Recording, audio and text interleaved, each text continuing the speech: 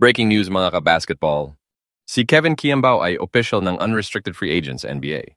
Isang malaking balita para sa mga Pinoy basketball fans.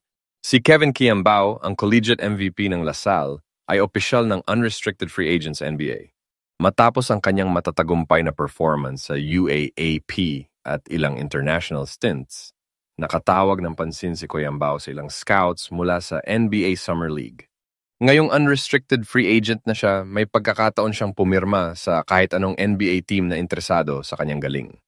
Ayon sa mga panuntunan ng NBA, ang mga international na manlalaro na may edad na 22 or higit pa sa taon ng draft ay itinuturing na automatic qualified at hindi na kailangang magdeklara para sa NBA draft. Dahil natugunan ni Kevin Kiambao ang kinakailangang edad, siya ay itinuturing na isang unrestricted free agent at maaaring pumirma sa alinmang koponan sa NBA.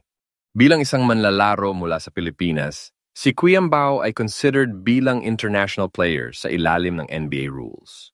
Kung si Kiambao ay magdiriwang ng ika-22 kaarawan sa taong 2025, kwalipikado na siya batay sa itinakdang edad. Dahil dito, hindi na niya kailangang formal na sumali o magpahayag ng intensyong lumahok sa draft upang maging eligible para sa NBA.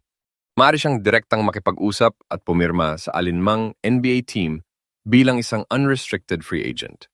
Kasalukuyan siyang nasa Amerika para sumabak sa ilang private workouts at training camps. Kabilang na ang posibleng invitational practice kasama ang ilang NBA teams tulad ng Sacramento Kings. Makaka-breakthrough kaya si Kevin Kiambao sa NBA?